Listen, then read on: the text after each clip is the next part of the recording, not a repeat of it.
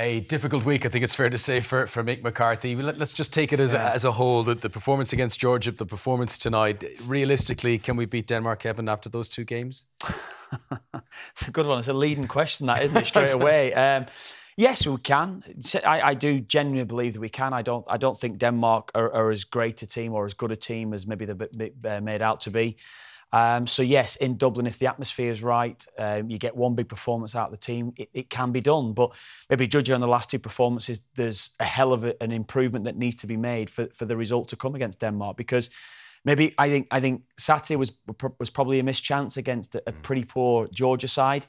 Tonight, as Jeff Hendrick spoke about, Mick McCarthy spoke about, the first half wasn't great tonight, didn't play well at all. Second half, there was a little bit of steel about the side, and I felt, you know, the way it was looking, certainly before the red card, it looked like that we could have got ourselves back into it and got the goal. But ultimately, probably across the two games, you'd look at it and you think maybe the Georgia game was the missed opportunity, I think, out of the two matches. Would you go along with that, Brian? Was this better than the weekend? Yes, I think so. I thought the second half performance, Mick discovered a few things that he didn't know before this game. I mean, Mick picked the best team that he thought was right for the match tonight in advance of the match. And he brought Alan Brown in, who hadn't played a start in the competitive match. He started with Collins, who hadn't started in the competitive match. Stevens is back in the team. And it sorted out. The back four was fine tonight. I would have no issue about the back four. The midfield certainly looked better in the second half. But he did a lot of experimenting in some ways in the game tonight, Mick. In the shape, he started with 4-4-2. When we looked at the shape, before the match, we looked at the team, we said, it looks like a 4-4-2. He's trying to get away with two front players to stop their three centre-backs getting out and running through us.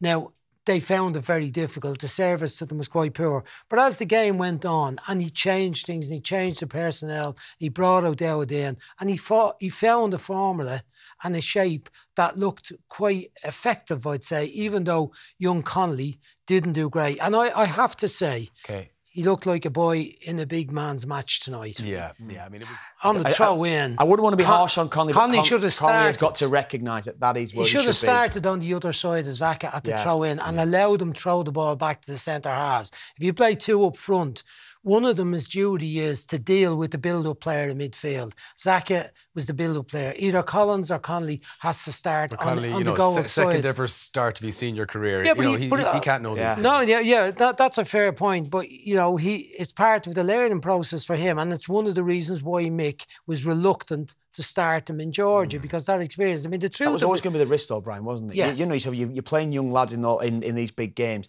That was always going to be a risk for Mick playing, and you know that more than anyone. With the amount of young talent that you've worked with, that was a huge risk for Mick to play him. And I was of the opinion that he should have started, no doubt about it, because of what he'd done. But that was a gamble worth taking. The gamble worth taking, but.